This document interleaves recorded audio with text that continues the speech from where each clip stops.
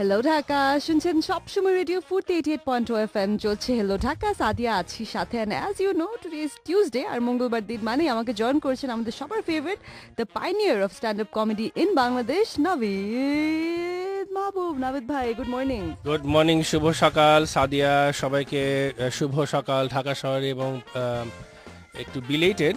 আচ্ছা হ্যাঁ, নাভিদ ভাই একটু লেট হয়ে গেছেন আপনি। এবং হ্যাঁ, শুভ নববর্ষ দেরি করে, এবং আমিও একটু দেরি করে এসেছি আজকে। 9:30 শুরু হওয়ার কথা ছিল, 9:30 হয়ে গেল। কারণ যে আমি মানে ফার্স্ট অফ অল আমার এটার জন্য ক্ষমা প্রার্থী, এটা আমারই দোষ। আমি আসলে এয়ারপোর্টে গিয়েছিলাম, এয়ারপোর্ট থেকে আবার এই স্টুডিওতে আসতে আসতে আমার একটু সময় লেগে গেল, জামে আটকালাম যেটা হয়।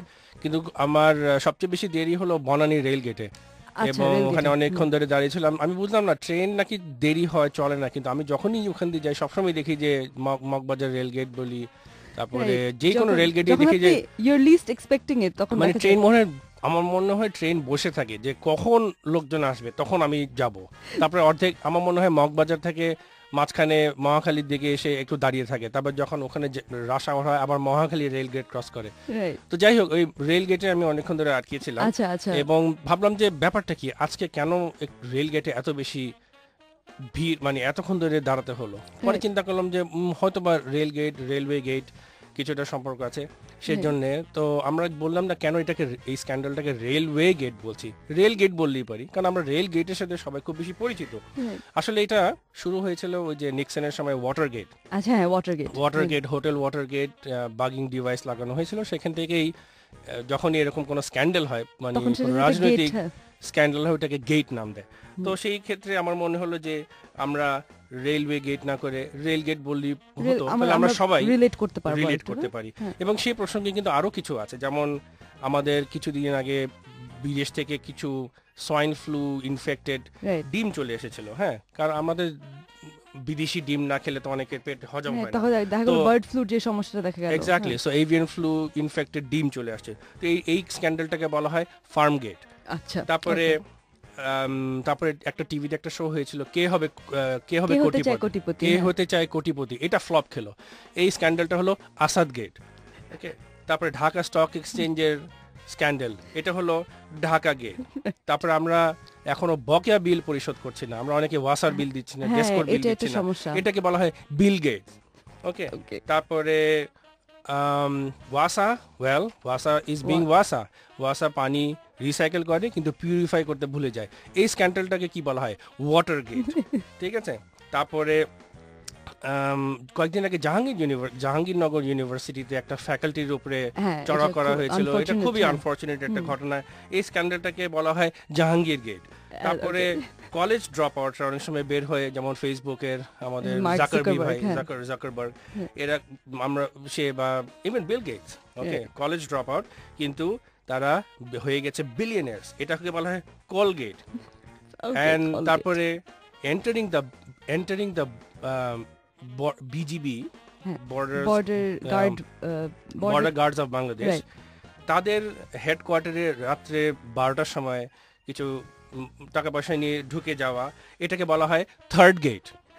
এবং সবচেয়ে বড় কথা, জানার সময় যে মানে হয়তো মানে আমি হয়তো বা ভোমরা চোমরা মানুষ, আমি নিজে কিন্তু কিছু করছি না, সাঙ্গপাঙ্গদের দিয়ে আমি 2 নম্বরে কাজ করাচ্ছি, এটাকে বলা হয় সারোগেট। এই তো অনেক ধরনের গেটের ইনফরমেশন আমরা পেয়ে গেলাম from Navid Mahbub. Listeners, as you know আমাদের সাথে রয়েছেন নাভিদ মাহবুব, আর আপনার শুনছেন সবসময় রেডিও 88.2 FM চলছে হ্যালো ঢাকা। সাদিয়া আছি সাথে, এবং চলছে দারুণ দারুণ গান। আর অ্যাপার্ট ফ্রম দ্যাট আমাদের সাথে রয়েছেন আজকে আমাদের সবার favourite the stand up comedian by choice, Naveed Mahbub. Naveed ভাই, ইয়েস সাদিয়া। নাভিদ ভাই, এমনিতে তো the past week has been very active. আমাদের নববর্ষ হয়ে গেল, তো নববর্ষের সময় তো হাউ ওয়াজ ইট আপনার পয়লা বৈশাখ কেমন কাটলো? পয়লা বৈশাখ ভালো কাটিয়েছে। আমি একটা শো ছিল, আচ্ছা, আর তার আগের দিন আবার সংক্রান্তি যে কলা বাগানটা শো করলাম, চৈত্র সংক্রান্তি, সরি, এবং ওখানে শো করলাম, ভালো ছিল। মানে আসলে কেউ যদি সাহস করে ভিড় এরিয়া যদি দক্ষিণ ঢাকায় যেতে পারে, ওখানে রিয়েলি হ্যাপেনিং প্লেস। এক্স্যাক্টলি, অনেক কিছুই হয়, স্পেশালি ইউনিভার্সিটি এরিয়াটাতে তো অনেকে ভয়ে যায়নি নাভিদ ভাই, কিন্তু শেষ পর্যন্ত সেখানে।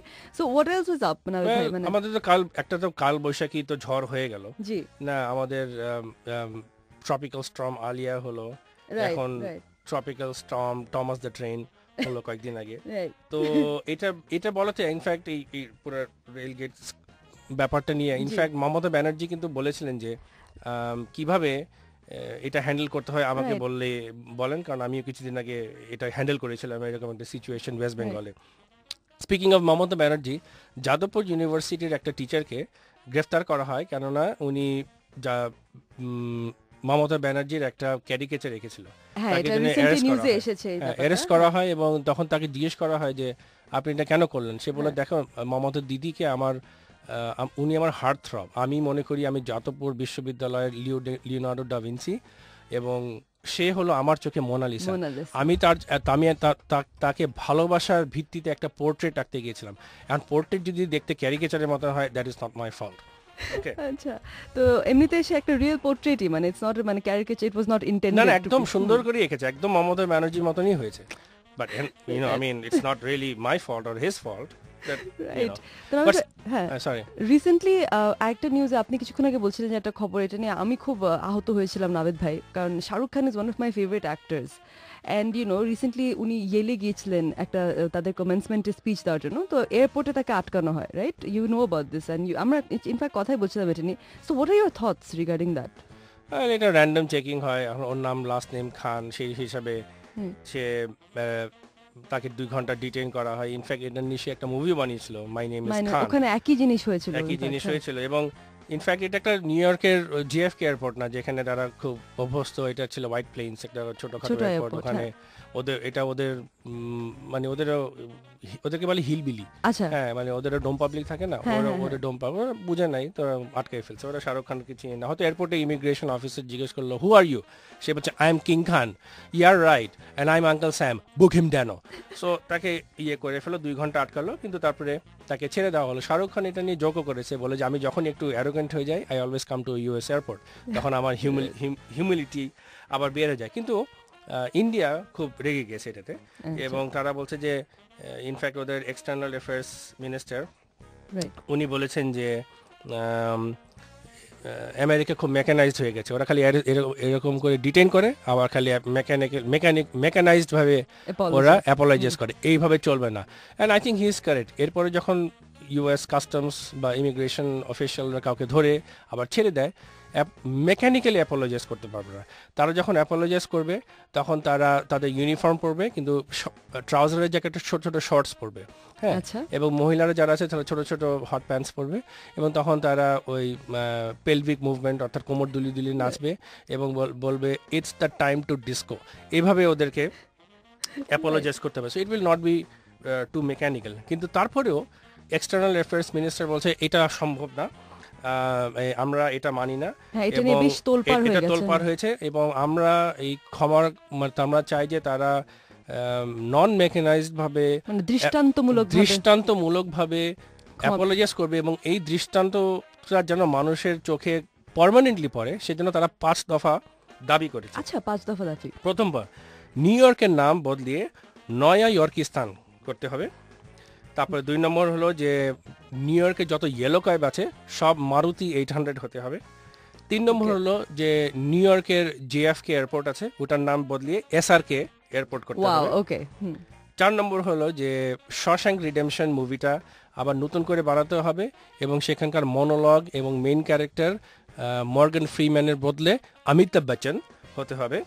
এবং 5 নম্বর এবং সবচেয়ে শেষ দাবি হলো যে মার্কিন যুক্তরাষ্ট্রের যে সংবিধান রয়েছে কনস্টিটিউশন, সেখানে প্রত্যেকটা বাক্যের শেষে অনলি শব্দটা যোগ করতে হবে। ওকে, তো এই 5 দফা দাবি, এটা যেই দাবি করা হয়েছে সেটা কতদূর গেল নাবিদ ভাই? আপনার কাছ থেকে জানবো আমরা সামনে যে এটা কতটুকু কার্যকর হলো। তা নাবিদ ভাই, এমনিতে যে এই জিনিসটা বলা হচ্ছিল যে শাহরুখ খান মানে he is a global star, হ্যাঁ, তো ওনাকে এভাবে ডিটেইন করা হলো, এই জিনিসটা নিয়ে আসলে অনেক তোলপাড় হয়েছে। তো খুব খারাপ হয় না কিন্তু যদি কিছু মানে রিসেন্টলি কিন্তু এই জিনিসটা যে মিউজিক্যালস ইন ড্রামাস, এই জিনিসটা কিন্তু not only restricted two Bollywood, আস্তে আস্তে একটু ছড়িয়ে পড়ছে, তাই না? মানে যেখানে গান টান ঢুকানো হচ্ছে, even a lot of Hollywood movies are coming up with that. In fact, একটা সিটকম রয়েছে গ্লি, সেখানে ওই মিউজিক্যালস রাখা হচ্ছে। তো খুব খারাপ হবে না যে শাহরুখ খানের 2 একটা গান ঢুকে দেওয়া হয় কিছু মুভিতে? না, আমার মনে হয় বললাম যে বিশেষ করে পুরোনো ক্লাসিক্স যেগুলি সেগুলি আবার রিমাস্টার করা হচ্ছে Right.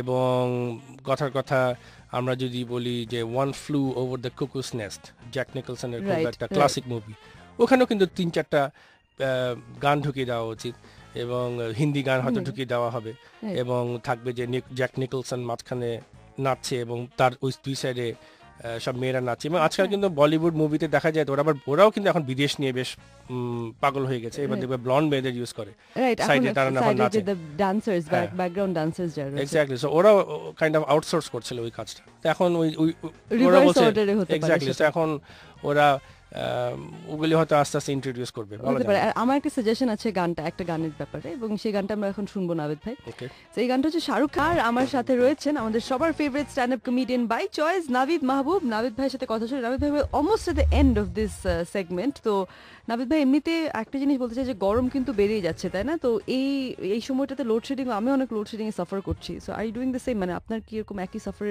সাফারিংটা আছে? তুমি কি মনে করো এখানে কোনো ডেস্কো স্বর্গ আছে নাকি? সবাই কিন্তু আমরা মোটামুটি এটারই শিকার।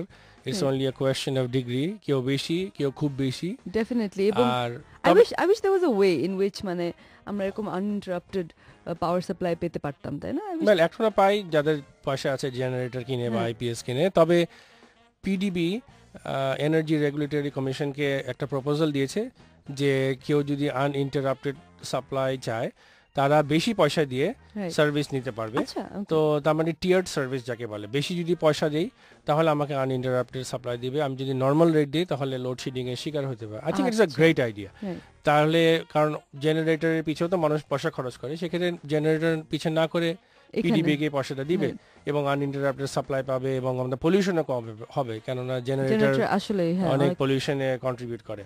নাও তার মানে এখানে হয়তো আমরা দেখব যে তখন বিভিন্ন ধরনের প্ল্যান থাকবে, আচ্ছা, DESCO gold, DESCO silver, DESCO platinum, আর আমরা সবাই থাকবো DESCO black. Oh no, DESCO black, মানে এই জিনিসটা মানে এমন পর্যায়ে চলে গেছে যে বেশি দিন বাকি নেই এরকম কিছু একটা হওয়ার। সো নাবিদ ভাই, almost at the end of the segment, quickly আমাদেরকে একটু বলুন যে what's up with the comedy club?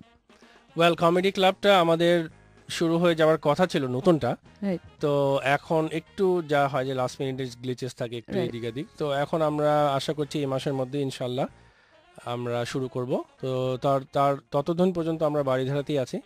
Uttara show চলছিল, তবে আপাতত হয়তো আমরা একটু ক্ষান্ত দিব, কারণ বেশি আমরা সাড়া পাচ্ছি না। জানি না উত্তরাবাসীরা শুনছেন কিনা, আপনারা খবর পেয়েছেন কিনা, কিন্তু খুব একটা সাড়া পাচ্ছি না ওখানে। আচ্ছা, তো সেই চিন্তা করে আমরা ভাবছি যে ঠিক আছে উত্তরাটা আবার বন্ধ রাখি, আমরা আপাতত আমাদের নতুন লোকেশন বনানীতেই ফোকাস করব। রাইট। আর Baridhara shows are going on normally, ওটা চলছে। সো নাবিদ ভাই, অলমোস্ট এট দ্য এন্ড। তো আপনার সাথে আবার কথা হবে আগামী সপ্তাহে মঙ্গলবার দিন ইনশাল্লাহ। ইনশাল্লাহ। Right, so listeners, that was Navid